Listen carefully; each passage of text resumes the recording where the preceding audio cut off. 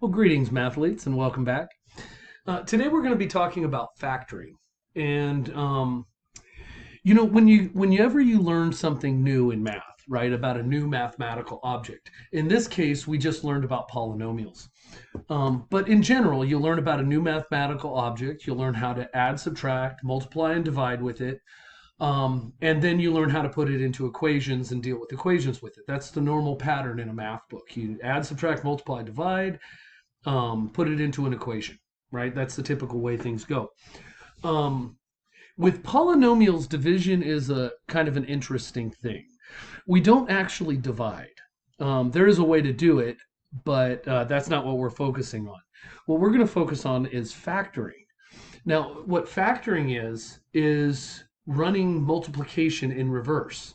Now, I know that sounds like division, but I like to think of it more as unmultiplying, because what you're doing, if you're handed a polynomial and you're asked to factor it,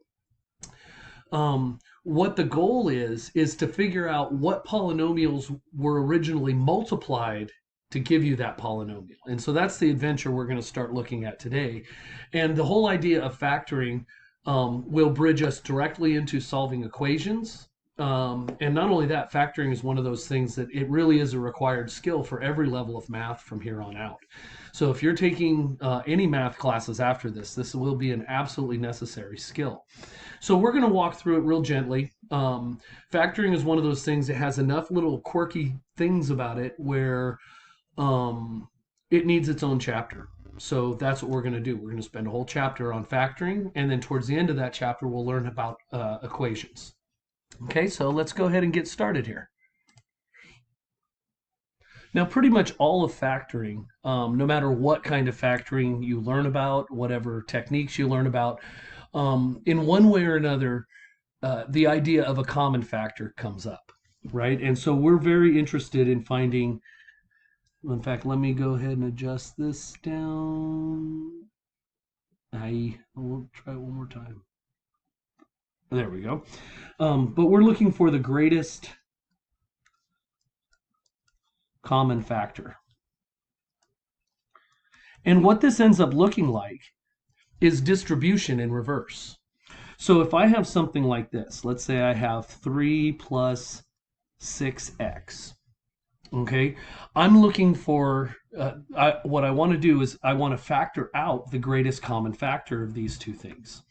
So I look at this term and I look at this term, and I just go down one thing at a time. I look at the numbers, then I look at each variable, and I decide what the largest thing is that I can divide out of both of these. And looking at this, let's see, the factors of 3 are 1 and 3, right? The factors of 6 are 1, 2, 3, and 6. So the biggest one that goes into both of the numbers is 3. So I'm going to write that down. And I have one variable here. It's not common to the other term, so I'm going to leave that one alone. And so once I've found the greatest common factor between two terms, what I want to start doing is asking myself the question, if I distributed this back in to whatever's in the parentheses here, what would have to be here for it to look like this again? And so we basically go through one thing at a time. 3 times what will give me 3? Well, the answer is 1. So there's a 1 here. And then I ask myself, 3 times what will give me 6x? And the answer is 2x. And so I wrote that wrong. 3 plus 6x is equal to 3 times 1 plus 2x. And you notice this is one of the ways you can check yourself. Distribute this back in and make sure that this is what you get, right? And then you'll know if you have factored it. Now, there's always the idea of factoring completely, because you want to have the biggest thing pulled out of it. So for example, if I have something like, if it had been 6 plus 12x instead of 3 plus 6x, I could look at both of those and go, oh, there's a 2 common. So I'll pull that out. Let's see. 2 times 3 gives me 6, and then 2 times 6 gives me 12. And then the x just comes down here. And that is factored, but it is not factored completely because there is still a common factor of 3 here. We want to pull out the biggest number that goes into both of these, right? So this is factored, but it's not factored completely. If I wanted to factor it completely, what I would do is pull the 6 out. So if I pull 6 out, 6 times 1 gives me 6, and 6 times 2x gives me 12x, right? So that's how I would factor that one. And so this idea of the greatest common factor is pretty much what things are based on. Almost all of the techniques that we're going to learn from factoring will require a greatest common factor. Okay, so let's try another one here.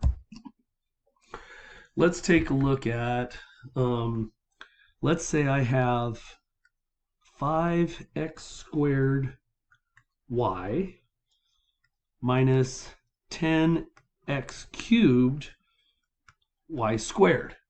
Okay, so that one looks a little more complicated, right? I got some variables, there's some exponents playing around. I got more than one variable, and the variables in both terms. Well, this is how we proceed with this. So first we find our greatest common factor.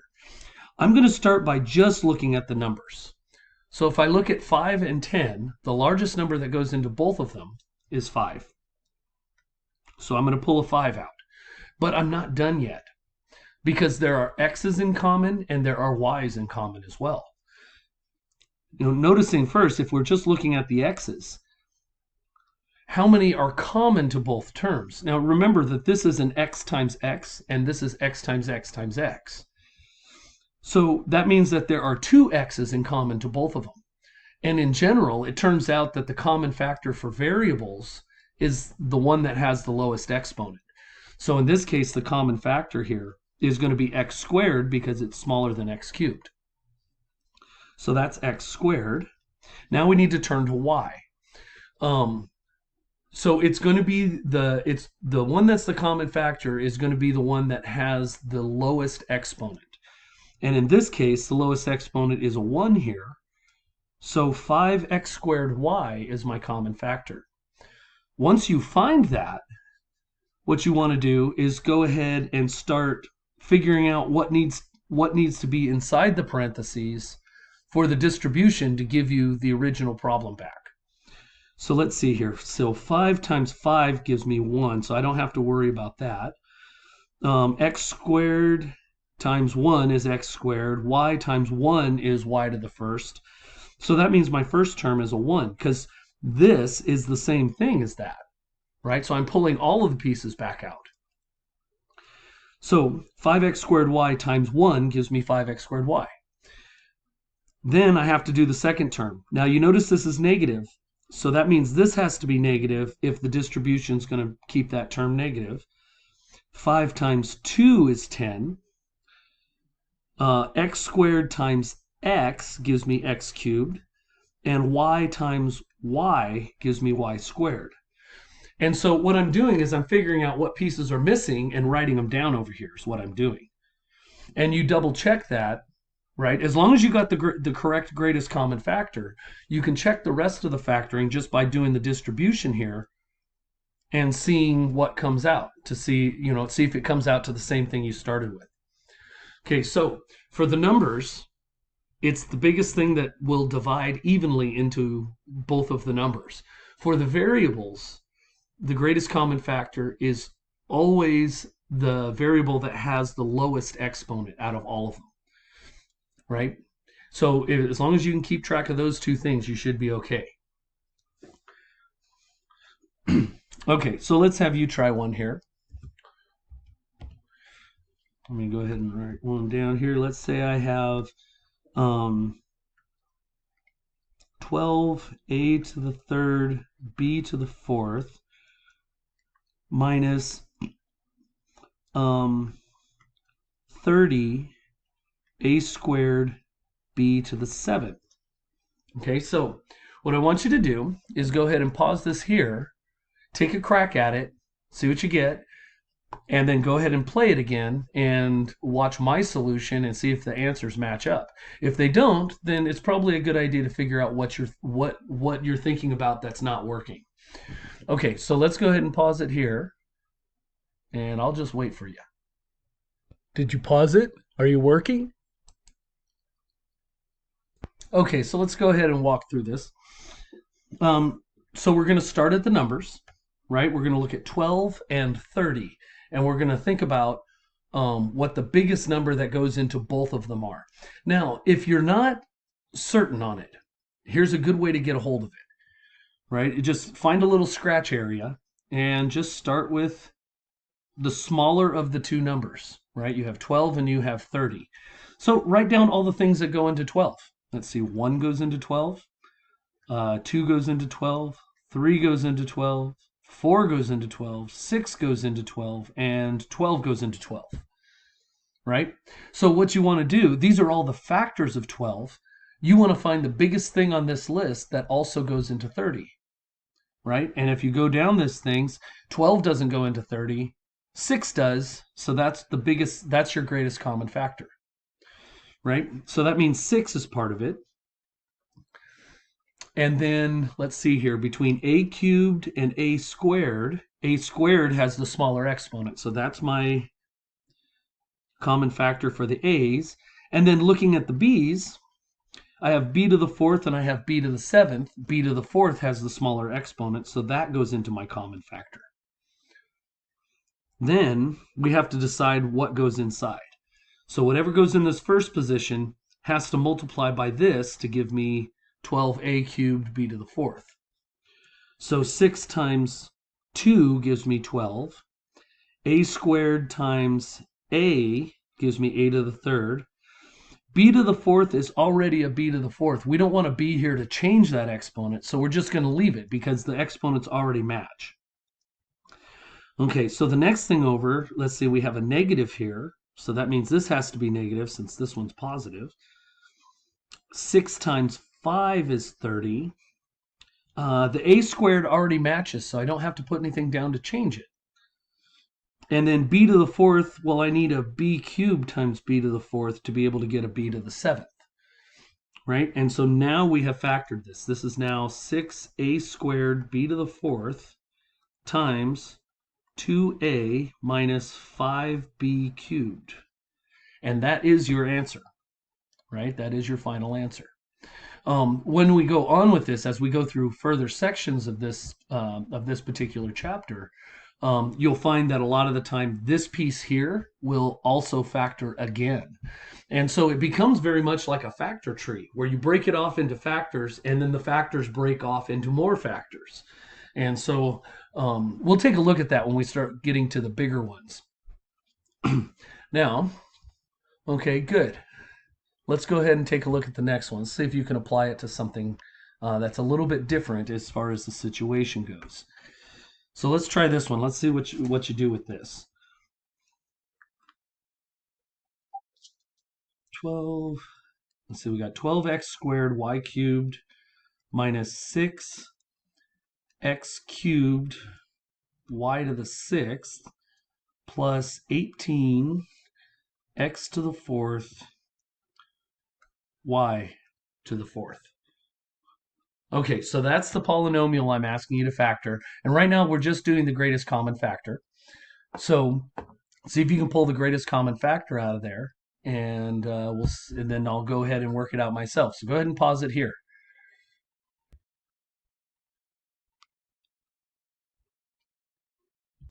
Okay, so the big difference here is that we found a greatest common factor for 3 terms.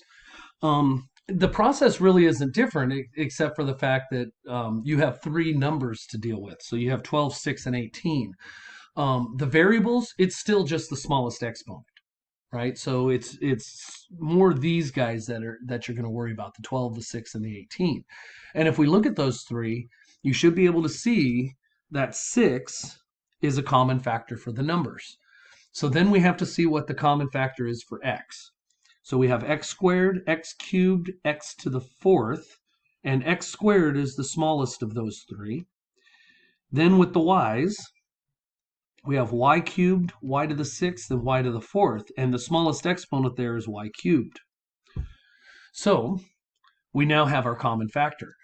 It's just a matter of figuring out what the rest of it's going to be. So 6 times 2 gives me 12. Oops, that shouldn't be an x cubed.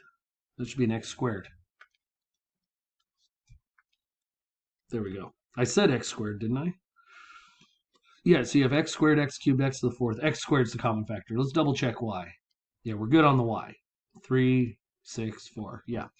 Okay, so let's take another look here. So 6 times 2 is 12. X squared times 1 is x squared. So I don't need to write down that 1. Y cubed times 1. Oh, yeah, is y cubed. So I don't have to put any of the variables in the first term. Now, the second term here, I need 6 to be a minus, so that's going to be a negative term. And then x squared times x gives me x to the 3rd. And y cubed times y cubed gives me y to the 6th. Okay, and then the last term, let's see here. I have 6 times something gives me 18, and that's going to be positive 3. And then it's x squared times x squared to give me x to the 4th. And y cubed times y to give me y to the 4th. Okay, and so that's what your answer should look like, right? That should be your final answer on this. All right, so let's go ahead and take a look at another one here. So let's go ahead and clear that off. Okay, so let's say we have, oh yeah, we have a pen turned off is what we have. Let's try it again. Let's say we have 27 a to the 7th, b to the 12th, minus, oh, let's make it plus 9a to the 3rd, b. Okay, so what I want you to do is go ahead and just pause this here and see what you get, and then we'll work it out together. So go ahead and pause it here. All right, good. So let's go ahead and take a look. So again, let's see, we got 27, between 27 and 9, it should be 9. Okay, between a to the 7th and a cubed, it should be a cubed. And b to the 12th and b, it looks like it's going to be b. So now it's a matter of figuring out what else has to be in here. So let's see here. 9 times 3 is 27. A to the 3rd times a to the 4th is a to the 7th. B times b to the 11th is b to the 12th. Okay, so that's our first term. Now we need to get our second term in here. Let's see, that term's positive, so we're going to be positive here. Let's see, it's 9 times 1. Wait a minute. You know, here's something to notice. You notice this term happens to be the common factor, right? It's the exact same thing. Whenever you see that, let's just ask ourselves, so 9a cubed b times what gives me 9a cubed b? Well, it's going to be 1. These are the ones, literally the ones, the number ones, that everybody misses. At some point, you're going to miss this. It would be awesome if you don't, but almost everybody does it, including me. But when you factor something out that happens to be the entire term, what ends up being left there is a 1. Because when you distribute, it has to have something there to hit. Otherwise, it's not going to show up when you distribute. Because if you're going to have something that's 2 terms, you have to distribute over something that's 2 terms. So it needs that second term. It's very, very common. I see this, if honestly, on a test or a quiz or something like that, the most common mistake is to forget that 1. Because what I would see is 9a cubed b times 3a to the 4th, b to the 11th, and then you just stop there because you think to yourself, oh, well, I pulled the whole thing out, so it's gone. It still needs that placeholder. It needs that 1 there for something for it to hit. Okay, because it needs to have that place held. Okay, so this is the incorrect answer. It is the most common mistake. So if you made that mistake, Pay attention to the difference between that answer and the one we just got. Okay? All right. So let's go, now that we've gone through all of that, that's factoring out the greatest common factor. Now we're going to move on from that to grouping, and grouping actually still uses the greatest common factor. Okay, so let's go ahead and take a look at that process. Okay, so let's go ahead and take a look at the grouping process itself. So let's say, I'm walking down a dark alley and someone jumps out from behind a dumpster and asks you to factor this polynomial, right? And you're excited about it because you know about greatest common factors, but suddenly you realize when you look at this, the greatest common factor over all four of these terms is just 1. And that is a greatest common factor, but it doesn't change anything. If you factor a 1 out of something, it's the same as dividing something by 1. It doesn't change anything. So this is what we do. Now, there's a couple of things that you might make the assumption about that aren't actually true about this. So first off, I am going to walk you through the process. This process does not always work. But it is typically the thing that you want to try when you start with 4 terms. You start with the greatest common factor, and then the next thing you do is look to see if you can group this. So here's how grouping works. And it is specifically something that you do with 4 terms. So if I have 4 terms here, what I'm going to do is split this between the front end and the back end. I would advise leaving that operation on the right-hand side. It actually makes a big difference when it's a negative. So divide it there. And then what I'm going to do is I'm going to find the greatest common factor between the front 2 terms. And then I'm going to find the greatest common factor between the back 2 terms. So if I look at these front 2 terms, I can see that what I have common here is A. So I have A common. And then let's look at what I have left after I pull A out. So A times X is AX, and A times Y is AY. Okay, so that's the front end. And now we need to do the same thing to the back end, right? So looking at these, I have 2X and 2Y, and 2 is the common factor. So I'm going to write down a plus 2, and then figure out what's left after I factor the 2 out of this. Let's see here. So 2 times x is 2x, and 2 times y is 2y. So it's x plus y. Okay, now if you have pulled out the greatest common factor correctly out of the front end and the back end, and this is something that grouping will work on, what you should see is that this term is identical to this term. And what basically you're looking at is that this x plus y piece turns into your new common factor. So what you're going to do is this x plus y moves to the front of this, and what you're left with is the a and the 2. So once I pull the x plus y out, I have a plus 2, and I color-coded it so it's a little easier to see there, right? That's what's left after I pull out x plus y. And so now we have completely factored this thing, right? And it turns out that it is the product of 2 binomials, which is kind of interesting. So let's just kind of walk through the process one more time, just so we, just kind of overview this thing. Okay, so we started out, we noticed that it was 4 terms, and there were no common factors across all 4 terms, right, other than 1. So I don't have to worry about ones, though. So because I didn't have anything to pull out, I can divide it down the middle between the front 2 and the back 2 terms. And I'm going to factor the greatest common factor out of each of those, right? And then if we're lucky and this thing factors this way, the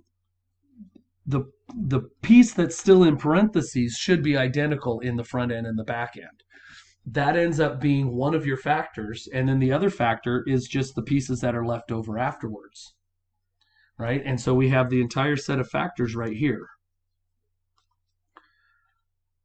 Okay, well, let's walk through another one of these.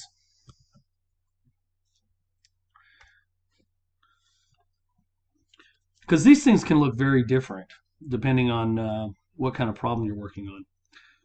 So let's see here. Let's say I have 9x cubed plus 3x squared plus 12x plus 4. And so the first thing you want to look for is across all four terms, is there a common factor? And or I should say, is there a common factor other than the number 1? And so we look, there's not x's in all four terms, and between 9, 3, 12, and 4, there's nothing common to all four of these. So that means we're good. We can go ahead and proceed and start the grouping. So that's what we're going to do.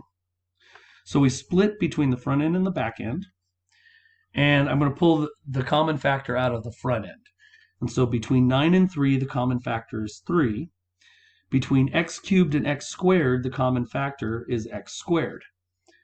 Then I need to figure out what's left in my parentheses. See, so 3 times 3 gave me 9. X squared times x gave me x cubed. And then 3x squared times 1 gives me 3x squared. Okay, so that's the front end. Now we need to take care of the back end.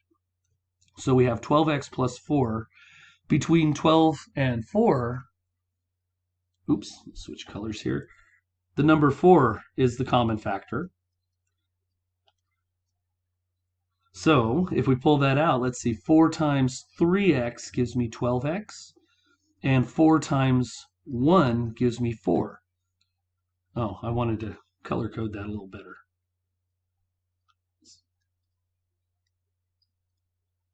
There we go, something like that.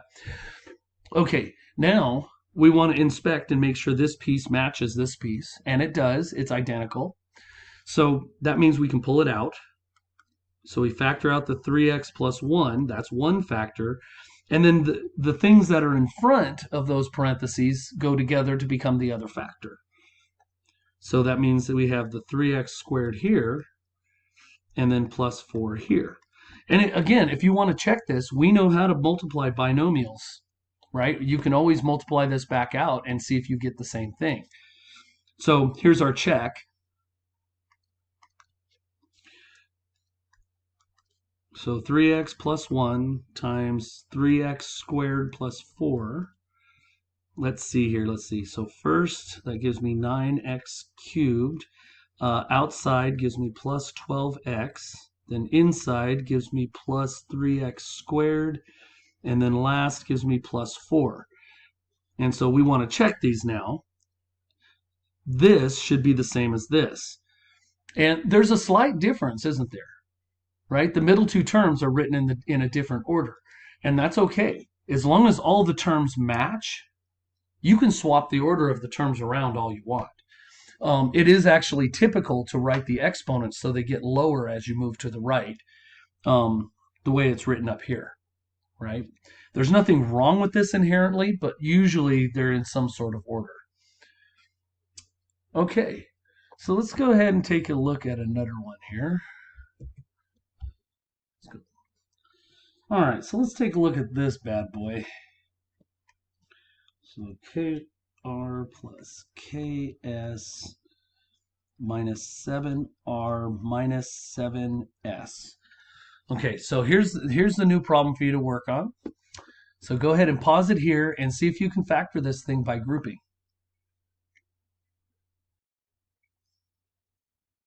Okay, so let's go ahead and take a look here. So let's go ahead and split that. You notice I kept the negative with the 7. That's actually going to be important this time. In fact, it's really important this time.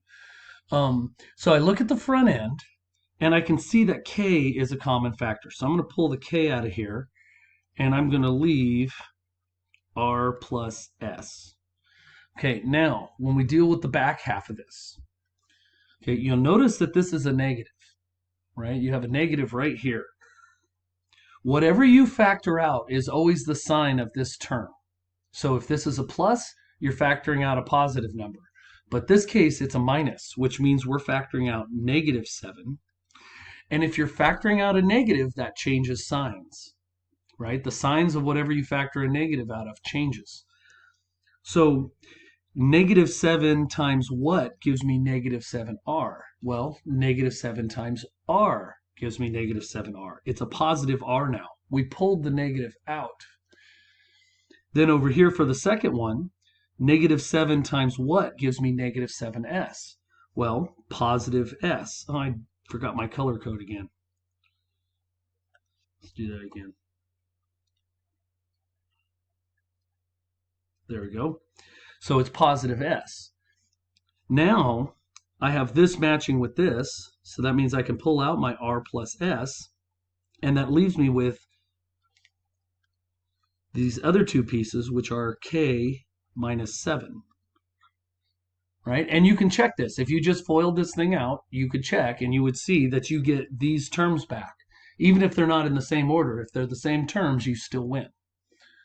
Okay? So dealing with that negative is the other place that people make mistakes. And that's why I say when you're dividing this thing, make sure you divide it so the negative stays attached to its number. If you don't, you run the risk of missing that negative. So be very careful with it. Now, I want to take a look at another one. Now that you've seen that and seen how the negative can trip you up, let's go ahead and take a look at another one that has a negative in it. So let's say MP minus NP minus M plus N. This one you might have to think a little bit on, but let's just go ahead and pause it here and see how you do with it. And then we'll jump back together here and take a look at the solution. So go ahead and pause it here.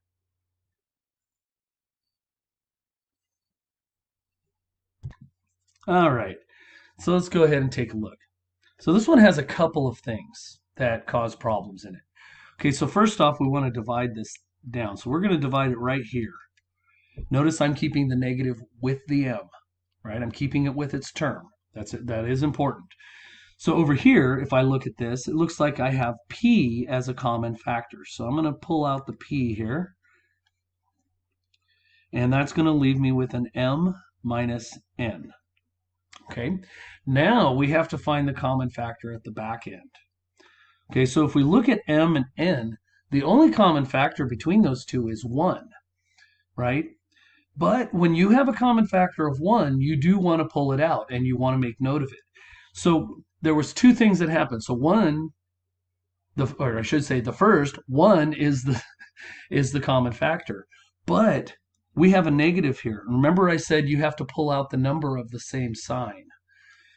So that means whatever I pull out is going to be negative, and since 1 is the common factor, I'm going to pull out a negative 1. And that's going to change the signs of everything. Oops. Hey, I caught it this time. Okay, so negative 1 times m is negative m, and negative 1 times negative n gives me positive n. Right? So now those pieces match. So m minus n ends up being one of my factors. And then the other one is going to be what's left, p and minus 1. P minus 1. Right? And so we end up with this as our factorization. All right. So let's go ahead and take a look at another one. Okay, so let's try this one next. Let's see here. We got a pen turned on now. So we have 6x plus 6y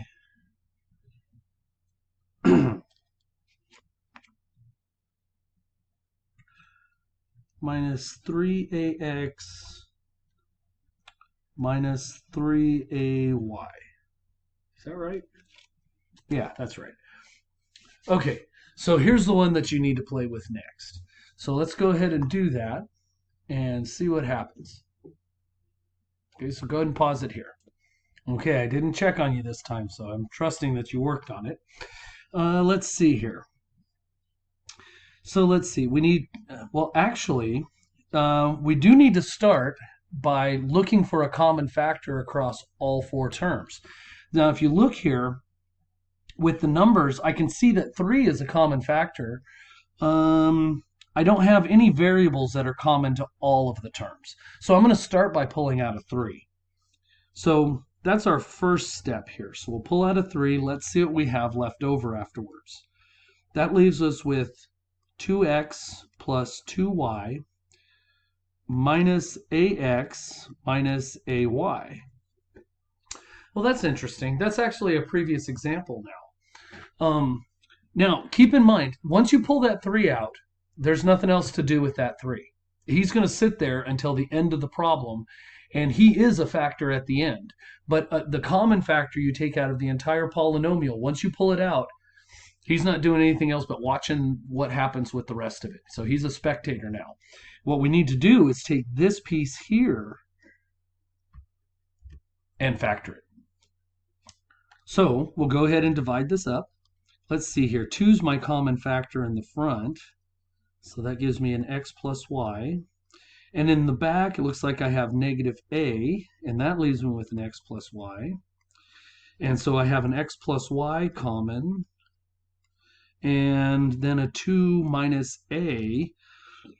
But here's the thing we don't want to forget. This 3 is still part of the factorization. I have to throw it down there. Right? So there's 3 factors here altogether. I have the 3 by itself, I have the x plus y, and then I have 2 minus a. Right? Okay, good. Now that common factor is tricky, right? To be able to, what ends up happening is you want to be in the habit of checking for that first. But as you go through and you're practicing a particular type of factoring strategy or what have you, oftentimes none of the examples have a common factor, and so you still have to remind yourself later to start doing it again. So in fact, that happened to me just now. But so yeah, let's go ahead and take a look at the next one here, and keep in mind this is again one of those ones we need a common factor for. So let's see how you do with this. Let's say the problem is 45 x to the 5th, and keep in mind that variables can be part of that common factor. X to the 4th, and then plus 60, x to the 3rd, and then plus 20x squared. Ooh, boy, that looks like fun. Okay, so I want to see if you can work on this. So go ahead and pause it here, and then we'll take a look.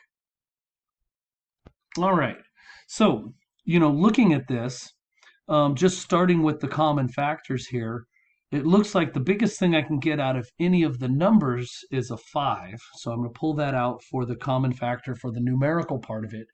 Now, if I look at the x's, I have x's in every term now, and notice the smallest one is x squared. So I'm going to pull that x squared out. Then what I need to do is figure out what the rest of it looks like after I pull out that x squared. So that should end up being, let's see, if I pull that out, that's a, I almost wrote 15, 9x cubed, and then let's see, that's plus 3x squared, and then 5 out of 60 is 12, so plus 12x, yeah, there we go. And then 5 out of the last one is plus 4. Okay, so the 5x squared, this piece here in red, he's just hanging out. He's not going to really have anything to do until the very end when we're presenting our answer. So what we need to do here is divide this up.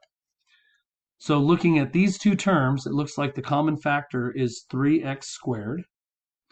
So I'm going to pull that out. That gives me a 3x squared times 3x plus 1. Okay, and then back here I need a common factor, and it looks like it's 4. And that will also leave me with a 3x plus 1. And so I have a 3x plus 1 common here. And then 3x squared plus 4 as the other factor. And then this guy has to come back down too. It is so easy to forget that other factor, that single factor, the monomial at the beginning. And here's the other thing that you need that because this is always a question, is what order do you write the answer in? Which order do you put the factors in? It doesn't matter. There's no law about it, because it's all multiplication. It's like writing 2 times 3 instead of writing 3 times 2. The product is still the same once you multiply it. So it doesn't matter what order you write them in. Although typically what happens is that you write the monomial pieces first, then any binomial pieces, and if there are trinomial pieces, you put those at the end. So they generally the factors get bigger as you write them down. Other than that, there's no real convention about it. And even writing them as they get bigger is not the law. They get written all different ways to illustrate all different kinds of ideas. So, but nonetheless, that is factoring by grouping. And the next thing we're going to take a look at is how to factor trinomials, because we have these 4-term polynomials right now, right? These quadrinomials.